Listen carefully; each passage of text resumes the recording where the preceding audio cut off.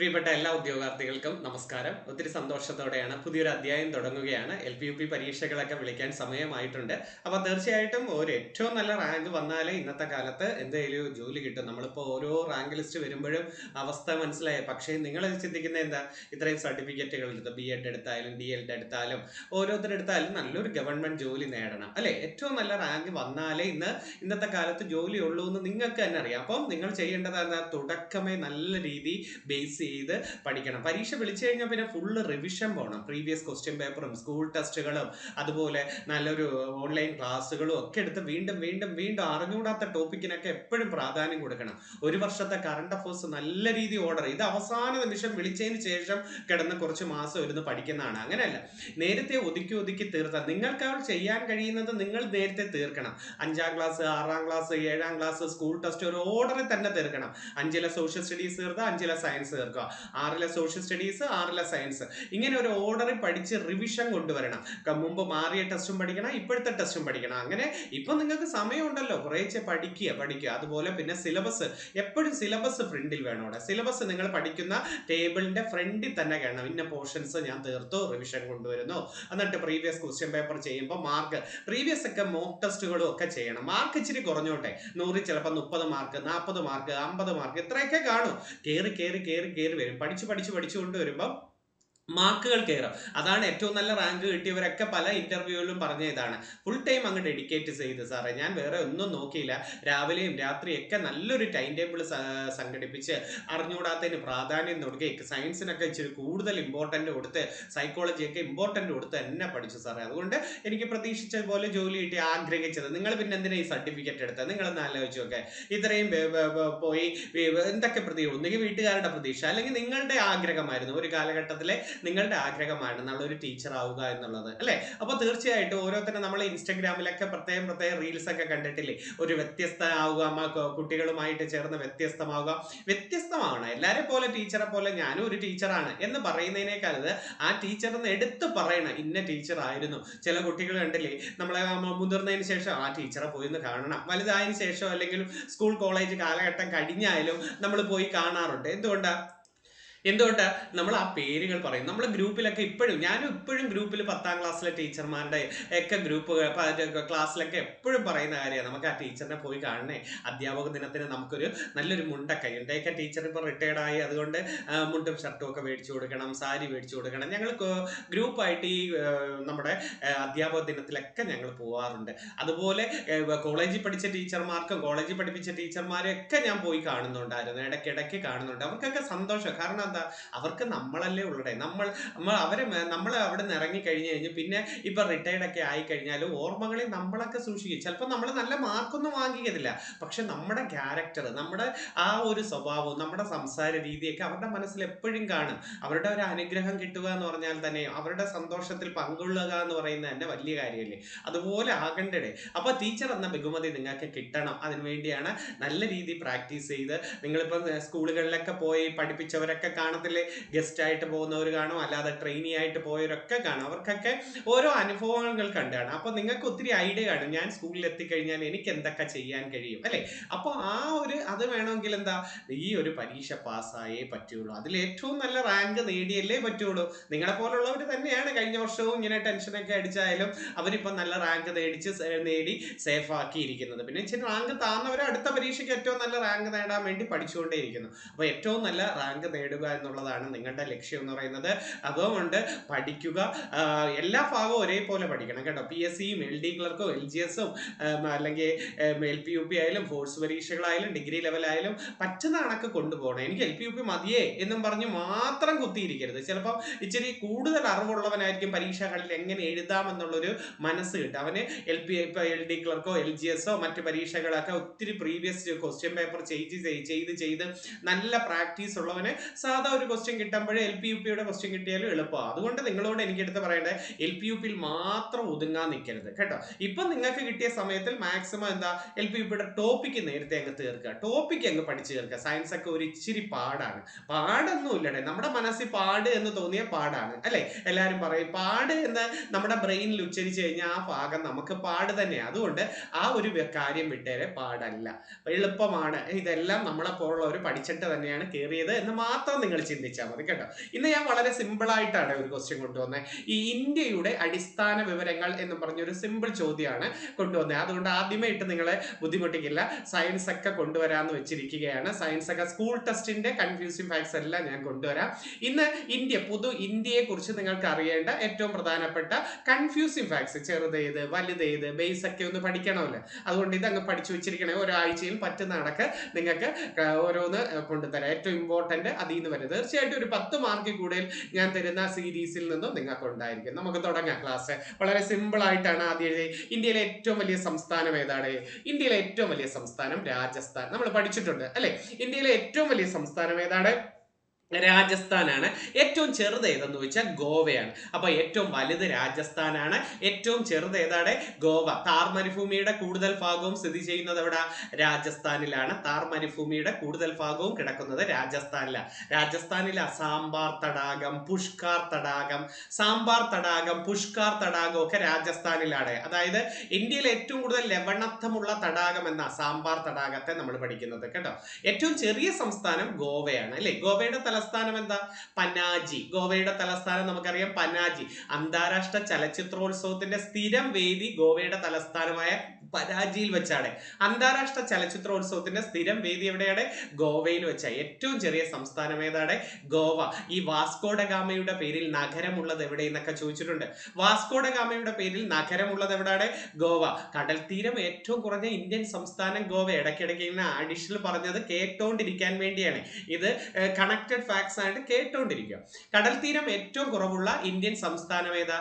ഗോവയാണ്. കടൽ തീരം കൂടുതൽ ഗുജറാത്തിൽ. അത് ഞാൻ അങ്ങോട്ട് എഴുതിയിട്ടുണ്ട്. കടൽ തീരം കൂടുതൽ ഗുജറാത്തിലും കടൽ തീരം കുറവ് എവിടെയാണ്? ഗോവയ്ക്കോ. അപ്പൊ നമ്മൾ 2 ചോദ്യം പഠിച്ചു. ഇന്ത്യയിലെ ഏറ്റവും വലിയ സംസ്ഥാനം രാജസ്ഥാനും ഏറ്റവും ചെറിയ സംസ്ഥാനം ഏതാണ്? ഗോവയുമാണ് പഠിക്കേണ്ടത്. ജനസംഖ്യയുടെ കാര്യത്തിൽ 1ാം സ്ഥാനത്ത് ഉത്തർപ്രദേശാണ്. ജനസംഖ്യയിൽ ഉത്തർപ്രദേശും, ജനസംഖ്യ കുറവില് ഏറ്റവും കുറവ് സിക്കിമിലുമാണ്. ജനസംഖ്യ കുറവാർക്കാണ്? സിക്കിം. അപ്പൊ 4 എണ്ണം പഠിച്ചു. ഏറ്റവും വലിയ സംസ്ഥാനം രാജസ്ഥാൻ, ഏറ്റവും ചെറിയ സംസ്ഥാനം ഗോവ, ജനസംഖ്യ കൂടിയ സംസ്ഥാനം ഉത്തർപ്രദേശ്, ജനസംഖ്യ കുറവ് എവിടെയാണ്? സിക്കിമിനാണ്. ഓക്കെ. ഇനി ജനസാന്ദ്രത നമുക്ക് നോക്കാം. ജനസാന്ദ്രത ഏറ്റവും കൂടിയ സംസ്ഥാനം ബീഹാർ ആണ്. 1102 ചതുരശ്ര കിലോമീറ്റർ ആണ് ബീഹാറിന്റെ ജനസാന്ദ്രത. അപ്പൊ ഇന്ത്യയിൽ ജനസാന്ദ്രത ഏറ്റവും കൂടിയ സംസ്ഥാനം ഏതാണ്? ബീഹാർ. നമ്മുടെ കേരളത്തിന്റെ ഒരു പ്രത്യേകതയുണ്ട്, 3ാം സ്ഥാനത്തുണ്ട്. ജനസാന്ദ്രതയിൽ 1 ബീഹാർ, 2 പശ്ചിമ ബംഗാൾ, 3 ആണ് നമ്മുടെ കേരളം ജനസാന്ദ്രതയുടെ കാര്യത്തിൽ. ജനസാന്ദ്രത ഏറ്റവും കുറവ് അരുണാചൽ പ്രദേശിന് 17 ചതുരശ്ര കിലോമീറ്ററേ ഉള്ളൂ. ഏറ്റവും കുറഞ്ഞ ജനസാന്ദ്രതയുള്ള ഇന്ത്യൻ സംസ്ഥാനം ഏതാണ്? അരുണാചൽ പ്രദേശ്. ഇനി ബേസിക് ക്വസ്റ്റ്യൻ, ഇന്ത്യയുടെ ജനസാന്ദ്രത എത്ര എന്ന് ചോദിച്ചിട്ടുണ്ട്. ഇന്ത്യയുടെ ജനസാന്ദ്രത 382 ചതുരശ്ര കിലോമീറ്റർ ആണ്. 382 ആണ് ഇന്ത്യയുടെ ജനസാന്ദ്രത. ഇനി ഇന്ത്യയിലെ ഏറ്റവും വലിയ കേന്ദ്രഭരണ പ്രദേശം ഏതാണ്? നേരത്തെ ആൻഡമാൻ നിക്കോബാർ ആയിരുന്നു, ഇപ്പൊ മാറി ലഡാക്ക് ആയി. ഇന്ത്യയിലെ ഏറ്റവും വലിയ കേന്ദ്രഭരണ പ്രദേശം ഏതാണ്? ലഡാക്ക്. ഏറ്റവും ചെറുത് ലക്ഷദ്വീപാണ്. ഏറ്റവും ചെറുത് ഏതാണ്? ലക്ഷദ്വീപാണ്. ലക്ഷദ്വീപ് ഏത് കടലിലാണ് കിടക്കുന്നത്? അറബിക്കടലിലാണ്. ലക്ഷദ്വീപ് കിടക്കുന്നത് എവിടെയാണ്? അറബിക്കടൽ. ലക്ഷദ്വീപിന്റെ ഹൈക്കോടതി കേരള ഹൈക്കോടതി. അവർക്ക് ഹൈക്കോടതി ഇല്ല. നമ്മുടെ കൊച്ചി ഹൈക്കോടതി തന്നെയാണ് ലക്ഷദ്വീപിന്റെ ഹൈക്കോടതി. അപ്പൊ ഏറ്റവും ചെറിയ കേന്ദ്രഭരണ പ്രദേശം ഏതാണ്? ലക്ഷദ്വീപ്. ലക്ഷദ്വീപിന്റെ തലസ്ഥാനം കവരത്തി കേട്ടോ. ലക്ഷദ്വീപിന്റെ തലസ്ഥാനം ഏതാണ്? കവരത്തി. 36 ദ്വീപുകളാണ് ലക്ഷദ്വീപിൽ ഉള്ളത്. ലക്ഷദ്വീപിന്റെ തലസ്ഥാനം കവരത്തിയാണ് നമ്മൾ പറയേണ്ടത്. അറബിക്കടലിലാണ് ലക്ഷദ്വീപ് കിടക്കുന്നത് കേട്ടോ. ലക്ഷദ്വീപിന്റെ ഹൈക്കോടതി ഏതാന്ന് ചോദിച്ചാൽ കൊച്ചി ഹൈക്കോടതി പറഞ്ഞാൽ മതി. അപ്പം വലുതും ചെറുതും പഠിച്ചേ. വലുത് ലഡാക്ക്, ചെറുത് ലക്ഷദ്വീപ്. ലഡാക്കിന് 2-3 ചോദ്യങ്ങൾ പറയട്ടെ. ലിറ്റിൽ ടിബറ്റ് എന്നറിയപ്പെടുന്നത്, നിശബ്ദ തീരം എന്നറിയപ്പെടുന്നത്, ലിറ്റിൽ ടിബറ്റ്, നിശബ്ദ തീരം, ഇന്ത്യയുടെ തണുത്ത മരുഭൂമി എന്നൊക്കെ അറിയപ്പെടുന്നത് ലഡാക്കാണ്. ഇനി ജനസംഖ്യ കൂടിയ കേന്ദ്രഭരണ പ്രദേശം ഡൽഹിയും, ജനസംഖ്യ കുറവ് ലക്ഷദ്വീപിൽ തന്നെയാണ്. ജനസംഖ്യ കൂടിയ കേന്ദ്രഭരണ പ്രദേശം ഏതാണ്? ഡൽഹി. സാക്ഷരതയുടെ കാര്യത്തിൽ നോക്കാം. സാക്ഷരത ഏറ്റവും കൂടുതൽ നേരത്തെ കേരളമായിരുന്നു, ഇപ്പൊ മാറി മിസോറമായി. സാക്ഷരതയിൽ 1ാം സ്ഥാനം ആരാണ്? മിസോറാം. സാക്ഷരത ഏറ്റവും കുറവ് ബീഹാറിനാണ്. സാക്ഷരത ഏറ്റവും കുറവ് ബീഹാർ. ഇനി കേന്ദ്രഭരണ പ്രദേശം പ്രദേശവും കൂടെ അങ്ങ് പഠിച്ചേരെ. സാക്ഷരത ഏറ്റവും കൂടിയ കേന്ദ്രഭരണ പ്രദേശം നമ്മുടെ തൊട്ടപ്പുറത്ത് കിടക്കുന്ന ലക്ഷദ്വീപാണ്. സാക്ഷരത ഏറ്റവും കുറഞ്ഞത് ദാദ്ര നഗർ ഹവേലിയാണ്. ദാദ്ര, ദാമൻ ആൻഡ് ഡ്യൂ, നഗർ ഹവേലി ഒറ്റ വേർഡായിട്ടാണ് പറയുന്നത്. ഇന്ത്യയിലെ ഏറ്റവും വലിയ നദി ഗംഗയല്ലേ? ഏറ്റവും വലിയ നദി ഗംഗയാണെങ്കിലും ഇന്ത്യൻ ഉപഭൂഖണ്ഡത്തിലെ ഏറ്റവും വലിയ നദി ഏതെന്ന് ചോദിച്ചാൽ നമ്മൾ പറയേണ്ടത് സിന്ധു ആണ്, ഉപഭൂഖണ്ഡ. ഇനി ഉപദ്വീപ് ഇന്ത്യയിലെ ഏറ്റവും വലിയ നദി ഗോദാവരിയാണ്. ഉപദ്വീപ് ഇന്ത്യയിലെ ഏറ്റവും വലിയ നദി ഏതാണ്? ഗോദാവരി. ഇനി ഒരു സംസ്ഥാനത്തിലൂടെ ഒഴുകുന്നതിൽ ഏറ്റവും വലിയ നദി എന്ന് ചോദിച്ചാലും ഗോദാവരിയാണ് കേട്ടോ. ഗംഗയും ബ്രഹ്മപുത്രയും സിന്ധു ഒക്കെ മറ്റു രാജ്യങ്ങളിലേക്ക് പോകുന്നു. അതുകൊണ്ട് പൂർണ്ണമായും ഇന്ത്യക്ക് അകത്തൂടെ ഒഴുകുന്നതിൽ ഏറ്റവും വലിയ നദി ഏത് എന്നൊക്കെ ചോദിച്ചാൽ ഗോദാവരിയാണ് പറയേണ്ടത്. അപ്പം ഇന്ത്യയുടെ ഏറ്റവും വലിയ നദി ഗംഗ, ഇന്ത്യൻ ഉപഭൂഖണ്ഡത്തിലെ ഏറ്റവും വലിയ നദി സിന്ധു, ഉപദ്വീപ് ഇന്ത്യയിലെ ഏറ്റവും വലിയ നദി ഏതാണ്? ഗോദാവരിയാണ്. സ്ത്രീ പുരുഷ അനുപാതം കൂടുതൽ നമ്മുടെ കേരളത്തിനാണ്. 1084 സ്ത്രീകൾക്ക് 1000 പുരുഷന്മാരേ ഉള്ളൂ. സ്ത്രീ പുരുഷ അനുപാതം ഏറ്റവും കൂടുതൽ കേരളത്തിനും സ്ത്രീ പുരുഷാനുപാതം ഏറ്റവും കുറവ് ഹരിയാനയ്ക്കുമാണ്. സ്ത്രീ പുരുഷാനുപാതം ഏറ്റവും കുറവ് എവിടെയാണ്? ഹരിയാനയ്ക്ക്. ഇനി ഇതാ നല്ലൊരു ക്വസ്റ്റ്യൻ, ഏറ്റവും കൂടുതൽ ആവർത്തിച്ചുകൊണ്ട് ക്വസ്റ്റ്യൻ ആണ്. ഇന്ത്യയിലൂടെ കടന്നു പോകുന്ന അക്ഷാംശ രേഖയുടെ പേര് ഉത്തരയാന രേഖ. ട്രോപ്പിക് ഓഫ് ക്യാൻസർ 23.5 ഡിഗ്രി വടക്ക് എന്ന് തന്നെ പറയണേ. ഇന്ത്യയിലൂടെ കടന്നു പോകുന്ന അക്ഷാംശ രേഖ ഏതാണ്? ഉത്തരയാന രേഖ 23.5 ഡിഗ്രി വടക്ക്. 8 സംസ്ഥാനങ്ങളിലൂടെ കടന്നു പോകുന്നു. ഉത്തരയാന രേഖ 8 സംസ്ഥാനങ്ങളിലൂടെ കടന്നു പോകുന്നു. ഒരു കോഡ് ഉണ്ടാക്കി എങ്കിലും പഠിച്ചു നോക്കണേ. ഗുജറാത്ത്, രാജസ്ഥാൻ, മധ്യപ്രദേശ്, ഛത്തീസ്ഗഡ്, ജാർഖണ്ഡ്, വെസ്റ്റ് ബംഗാൾ, ത്രിപുര, മിസോറാം. ഗുജറാത്തും രാജസ്ഥാനും, മധ്യപ്രദേശും ഛത്തീസ്ഗഡും, വെസ്റ്റ് ബംഗാളും ജാർഖണ്ഡും, പിന്നെ ത്രിപുരയും മിസോറാമും. ഉത്തരയാന രേഖ 8 സംസ്ഥാനങ്ങളിലൂടെയാണ് കടന്നു പോകുന്നത്. ഇനി ഇന്ത്യയുടെ 4 ദിക്കുകൾ നമുക്ക് നോക്കാം. ഇന്ത്യയുടെ 4 ദിക്കുകൾ. ഇന്ത്യയുടെ ഏറ്റവും വടക്കേ അറ്റത്ത് ലഡാക്കിലെ ഇന്ദിരാകോളാണ് ഇന്ത്യയുടെ വടക്കേ അറ്റം. ഇന്ത്യയുടെ ഏറ്റവും തെക്കേ അറ്റം ഗ്രേറ്റ് നിക്കോബാറിലെ ഇന്ദിരാ പോയിന്റ് ആണ്. ഇന്ത്യയുടെ വടക്കേ അറ്റം എന്നറിയപ്പെടുന്നത് ലഡാക്കിലെ ഇന്ദിരാകോളും ഇന്ത്യയുടെ തെക്കേ അറ്റം എന്നറിയപ്പെടുന്നത് ഗ്രേറ്റ് നിക്കോബാറിലെ ഇന്ദിരാ പോയിന്റും ഇന്ത്യയുടെ കിഴക്കേ അറ്റം എന്നറിയപ്പെടുന്നത് കിബിത്തു, അരുണാചൽ പ്രദേശിലെ കിബിത്തു. ഇന്ത്യയുടെ തെക്കേ അറ്റം ഏതാണ്? അരുണാചൽ പ്രദേശിലെ കിബിത്തു ആണ് ഇന്ത്യയുടെ കിഴക്കേ അറ്റം. ഇന്ത്യയുടെ പടിഞ്ഞാറേ അറ്റം ഗുജറാത്തിലെ ഗുഹാർമോത്തിയാണ്. ഇന്ത്യയുടെ പടിഞ്ഞാറേ അറ്റം ഗുഹാർമോത്തി. 4 ദിക്ക് ഒന്നും കൂടെ പറയാം. ഇന്ത്യയുടെ വടക്കേ അറ്റം ഇന്ദിരാകോള്, തെക്കേ അറ്റം ഇന്ദിരാ പോയിന്റ്, കിഴക്കേ അറ്റം കിബിത്തു, പടിഞ്ഞാറേ അറ്റം ഗുഹാർമോത്തി, ഗുജറാത്ത്. ഇനി ഇന്ത്യൻ ഉപദ്വീപിന്റെ തെക്കേ അറ്റം എന്നാണ് ചോദിച്ചാൽ കന്യാകുമാരി പറയണം കേട്ടോ. ഇന്ത്യൻ ഉപദ്വീപിന്റെ തെക്കേ അറ്റം ഏതാണ്? കന്യാകുമാരിയാണ് നമ്മൾ പറയേണ്ടത്. ഇനി ഇന്ത്യയിലെ ഏറ്റവും കൂടിയ കൊടുമുടി ഗോൾഡ്വിൻ ആസ്റ്റിൻ മൗണ്ട് കേറ്റു അഥവാ മൗണ്ട് കേറ്റു. ഇന്ത്യയിലെ സാധാ പോലെ ചോദിച്ചാൽ ഏറ്റവും ഉയരം കൂടിയ കൊടുമുടി ഗോൾഡ്വിൻ ആസ്റ്റിൻ അഥവാ മൗണ്ട് കേറ്റു. പൂർണ്ണമായും ഇന്ത്യയിൽ സ്ഥിതി ചെയ്യുന്ന ഏറ്റവും വലിയൊരു കൊടുമുടി നമ്മുടെ സിക്കിം സംസ്ഥാനത്ത് സ്ഥിതി ചെയ്യുന്ന കാഞ്ചൻജംഗയാണ് കേട്ടോ. കാഞ്ചൻജംഗയാണ് പൂർണ്ണമായും ഇന്ത്യയിൽ സ്ഥിതി ചെയ്യുന്ന ഏറ്റവും വലിയ കൊടുമുടി. ഏതാണ്? സിക്കിമിൽ കിടക്കുന്ന കാഞ്ചൻജംഗയാണ്. പൂർണ്ണമായും ഇന്ത്യയിൽ സ്ഥിതി ചെയ്യുന്ന രണ്ടാമത്തെ കൊടുമുടി ഉത്തരാഖണ്ഡിലെ നന്ദാദേവിയാണ്. നന്ദാദേവി. ദക്ഷിണേന്ത്യയിലെ ഏറ്റവും വലിയ കൊടുമുടി ആനമുടിയാണ്. ദക്ഷിണേന്ത്യയിലെ ഏറ്റവും വലിയ കൊടുമുടി ഏതാണ്? ആനമുടി. അപ്പൊ ഒന്നുകൂടെ പറയാം. ഇന്ത്യയിലെ ഏറ്റവും വലിയ കൊടുമുടി ഗോൾഡ്വിൻ ആസ്റ്റിൻ അഥവാ മൗണ്ട് കേറ്റു. പൂർണ്ണമായും ഇന്ത്യയിൽ സ്ഥിതി ചെയ്യുന്ന ഏറ്റവും വലിയ കൊടുമുടി കാഞ്ചൻജംഗ. രണ്ടാമത്തെ കൊടുമുടി ഉത്തരാഖണ്ഡിലെ നന്ദാദേവി. ദക്ഷിണേന്ത്യയിലെ ഏറ്റവും ഉയരം കൂടിയ കൊടുമുടി ആനമുടിയാണ് പറയേണ്ടത്. ഇനി ഇന്ത്യയിലെ ഏറ്റവും വലിയ പീഠഭൂമി ചോദിച്ചാൽ ഡെക്കാൻ പീഠഭൂമി പറയണം. ഏറ്റവും വലിയ പീഠഭൂമി ഏതാണ്? ഡെക്കാൻ പീഠഭൂമി. ഏറ്റവും ഉയരത്തിൽ സ്ഥിതി ചെയ്യുന്ന പീഠഭൂമി ലഡാക്ക് ആണ്. കേരളത്തിലെ ഏറ്റവും വലിയ പീഠഭൂമി വയനാട് പീഠഭൂമി എന്നാ പറയേണ്ടത്. അപ്പൊ ഇന്ത്യയിലെ ഏറ്റവും വലിയ പീഠഭൂമി ഡെക്കാൻ പീഠഭൂമി, ഏറ്റവും ഉയരത്തിൽ സ്ഥിതി ചെയ്യുന്ന പീഠഭൂമി ലഡാക്ക്, കേരളത്തിലെ ഏറ്റവും ഉയരം കൂടിയ പീഠഭൂമി വയനാട്. നേരത്തെ പറഞ്ഞ ക്വസ്റ്റ്യൻ എന്താ വന്നു? കടൽ തീരം ഏറ്റവും കൂടുതലുള്ള ഇന്ത്യൻ സംസ്ഥാനം ഗുജറാത്ത് ആണ്. കടൽ തീരം ഏറ്റവും കൂടുതലാർക്കാ? ഗുജറാത്ത്. കടൽ തീരം കുറവ് ഗോവയ്ക്കാണ് കടൽ തീരം കുറവ്. ഇനി സംസ്ഥാനങ്ങൾ, ഓരോ 4 ദിക്കിലെയും സംസ്ഥാനങ്ങൾ ബേസ് ചോദ്യമാണ്. ഇന്ത്യയുടെ വടക്കേ അറ്റത്തെ സംസ്ഥാനം ഇപ്പൊ ജമ്മു കാശ്മീർ മാറിയിട്ട് ആര് വന്നു?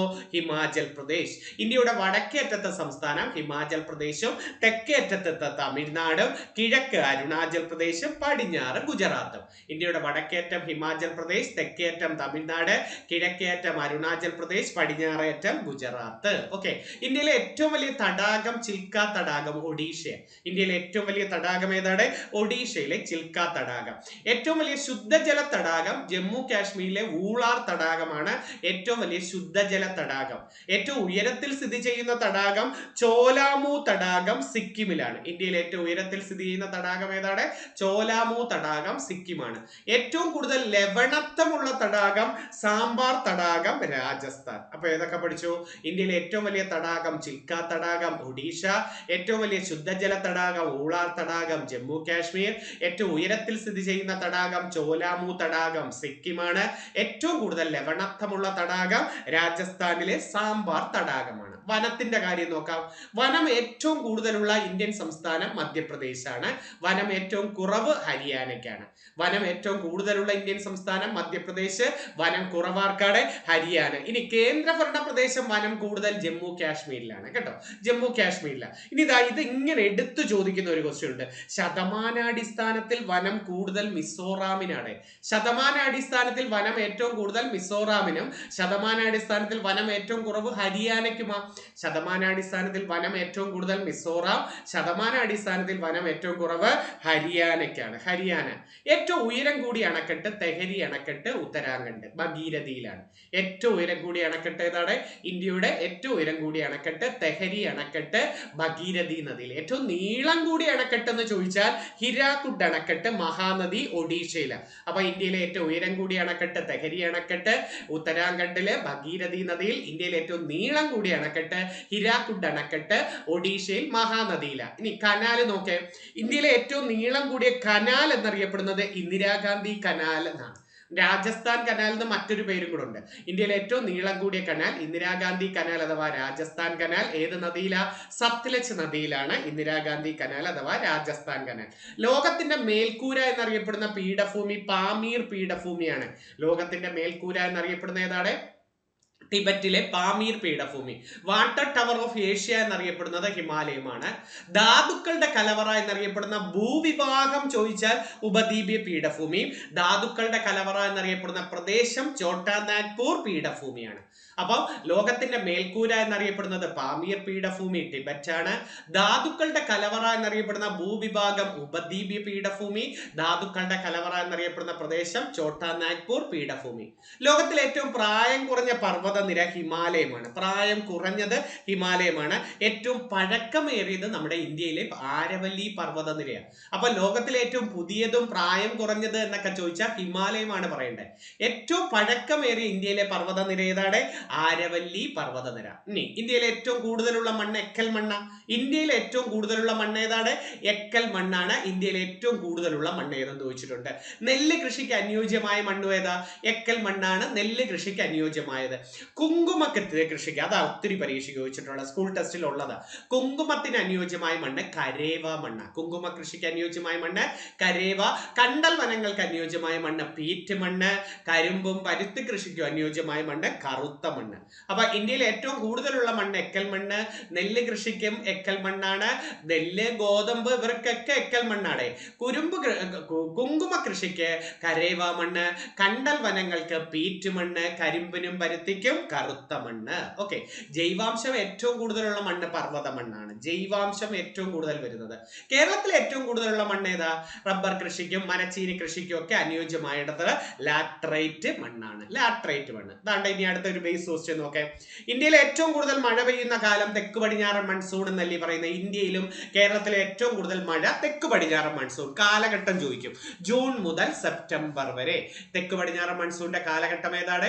ജൂൺ മുതൽ സെപ്റ്റംബർ വരെ. ഇത് കാലവർഷം എന്നല്ലേ പറയുന്നത്. ഇനി വടക്ക് കിഴക്കൻ മൺസൂണിന്റെ കാലഘട്ടം ഒക്ടോബർ മുതൽ നവംബർ വരെയുള്ളൂ.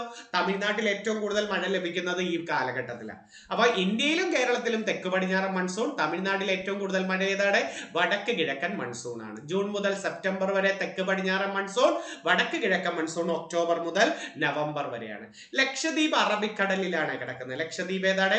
അറബിക്കടൽ. ആൻഡമാൻ നിക്കോബാർ ബംഗാൾ ഉൾക്കടലിലാണ് കിടക്കുന്നത്. അത് രണ്ടും നല്ലൊരു ക്വസ്റ്റ്യൻ. അപ്പൊ ലക്ഷദ്വീപ് ഏത് കടലില? അറബിക്കടൽ, ആൻഡമാൻ നിക്കോബാർ, ബംഗാൾ ഉൾക്കടൽ. ഇവരുടെ ഹൈക്കോടതിയും കൂടെ പഠിച്ചു വെച്ചേരെ. ലക്ഷദ്വീപിന്റെ ഹൈക്കോടതി നമ്മുടെ ഹൈക്കോടതിയായ കൊച്ചി ഹൈക്കോടതി. ആൻഡമാന്റെ ഹൈക്കോടതി കൊൽക്കത്ത ഹൈക്കോടതി എന്നാ പറയണ്ടേ. കൊൽക്കത്ത. ലക്ഷദ്വീപിൽ മൊത്തം 36 ദ്വീപുകളാണ് ഉള്ളത്. ലക്ഷദ്വീപിലെ ദ്വീപുകളുടെ എണ്ണം എത്രയാണ്? 36 ദ്വീപുകൾ. 572 ദ്വീപുകളാണ് ആൻഡമാൻ നിക്കോബാറിലെ ദ്വീപുകളുടെ എണ്ണം അല്ലെ. നെല്ല് ഏറ്റവും കൂടുതൽ ഉത്പാദിപ്പിക്കുന്നത് തെലങ്കാനയാണ്. നേരത്തെ പശ്ചിമ ബംഗാളാണ്, ഇപ്പൊ തെലങ്കാനയായി. പുതിയ കണക്കനുസരിച്ച് ഉത്തർപ്രദേശ് ആയി എന്ന് പറയുന്നുണ്ട്, ഇതുവരെ എത്തിയിട്ടില്ല ബുക്കുകളിലൊന്നും. അപ്പൊ നെല്ല് ഏറ്റവും കൂടുതൽ ഉത്പാദിപ്പിക്കുന്ന സംസ്ഥാനം തെലങ്കാന. ഗോതമ്പ് ഉത്തർപ്രദേശ് ആണ്. ഗോതമ്പ് ഉത്തർപ്രദേശ്. ചണം ഏറ്റവും കൂടുതൽ പശ്ചിമ ബംഗാൾ. പരുത്തി ഏറ്റവും കൂടുതൽ ഗുജറാത്ത്. ഇതൊക്കെ ആവർത്തിക്കുന്ന ചോദ്യമാണ്. ചണം ഏറ്റവും കൂടുതൽ ഉത്പാദിപ്പിക്കുന്നത് പശ്ചിമ ബംഗാൾ, പരുത്തി ഏറ്റവും കൂടുതൽ ഗുജറാത്തിലാണ്. ഇന്ത്യയിലെ ഏറ്റവും വലിയ തുറമുഖം മുംബൈ തുറമുഖമാണ്. ഇന്ത്യയിലെ ഏറ്റവും വലിയ തുറമുഖം ഏതാണ്? മുംബൈ. ഏറ്റവും വലിയ തിരക്കേറിയ തുറമുഖം എന്ന് ചോദിച്ചാൽ ജവഹർലാൽ നെഹ്റു അഥവാ നാവഷേവ തുറമുഖം മഹാരാഷ്ട്രയിൽ തന്നെ. മുംബൈ തുറമുഖത്തിന്റെ തിരക്കൊഴിവാക്കാൻ വേണ്ടി നിർമ്മിച്ചതാ ഈ തുറമുഖം. ഏതാ? നാവഷേവ അഥവാ ജവഹർലാൽ നെഹ്റു തുറമുഖം.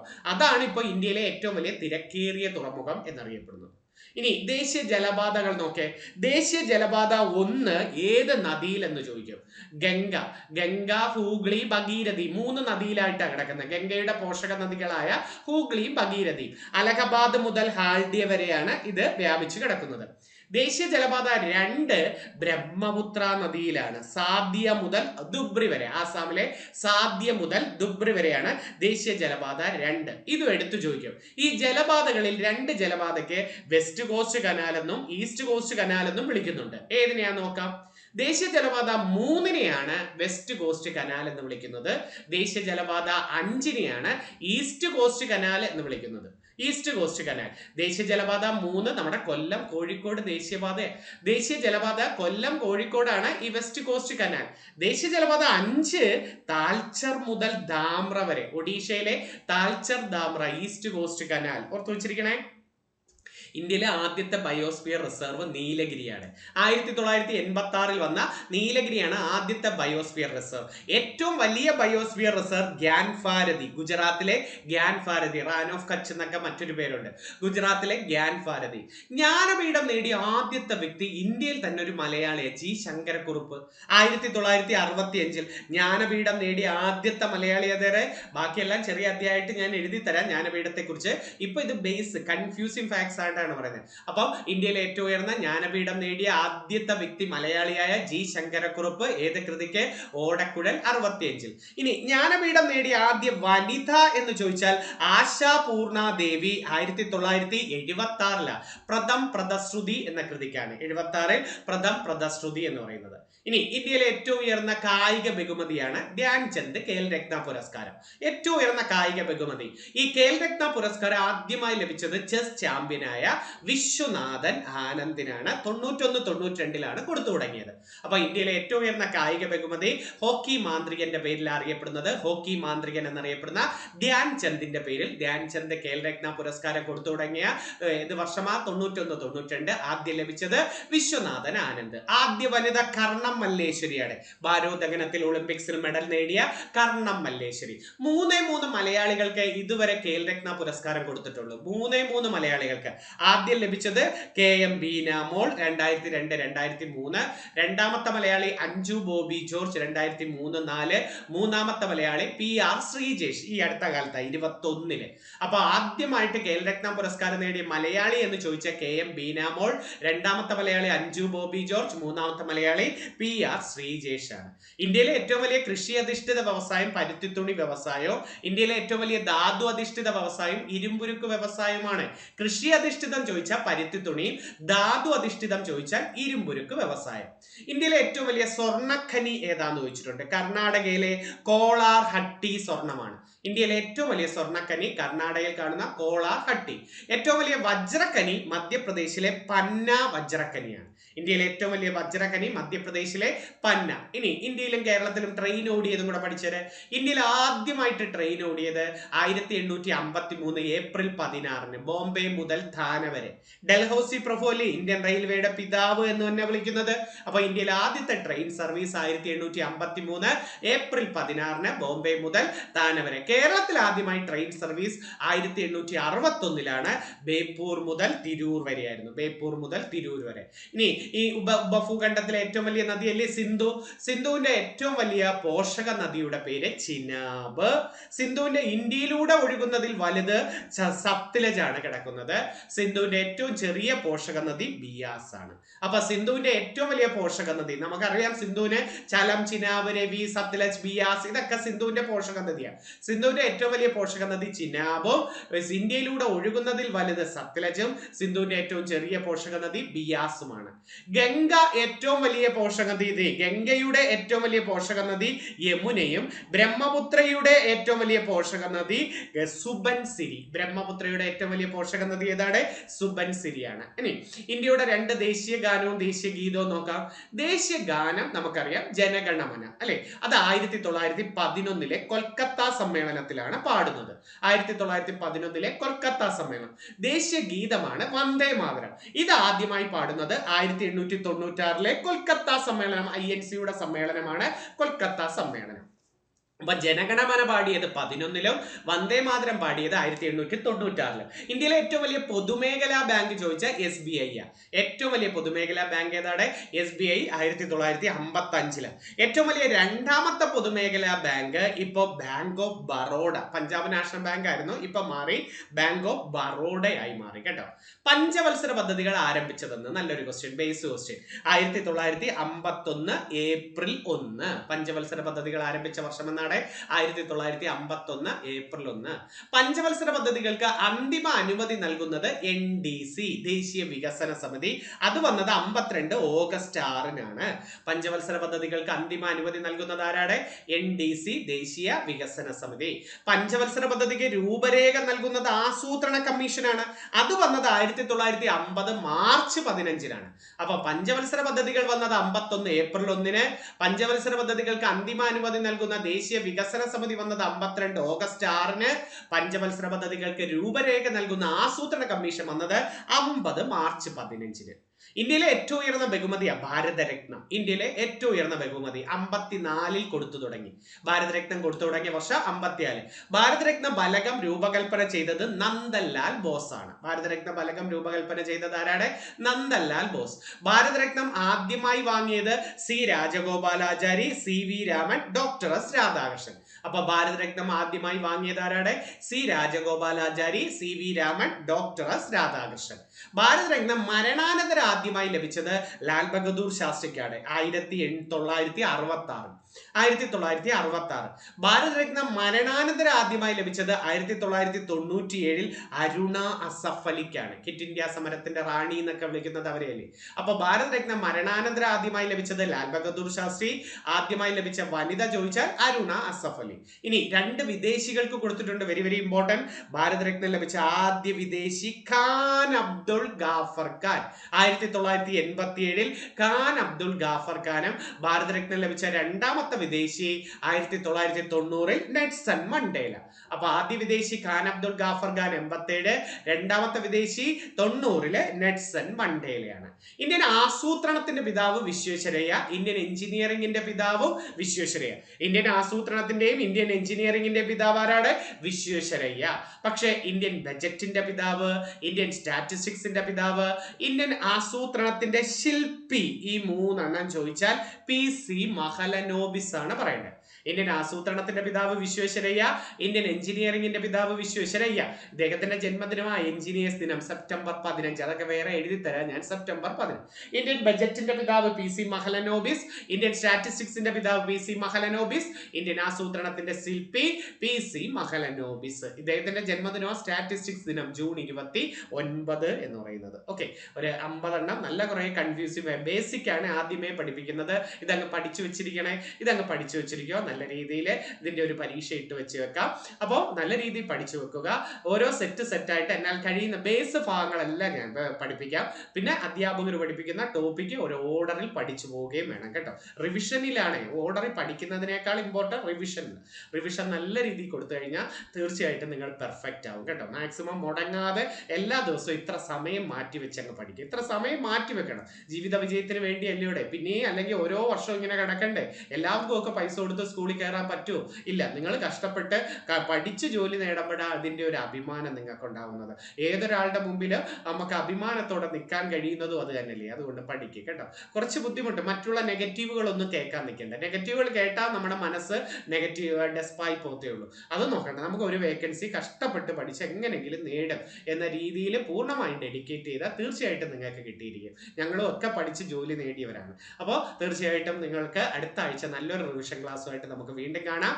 നന്ദി, നമസ്കാരം.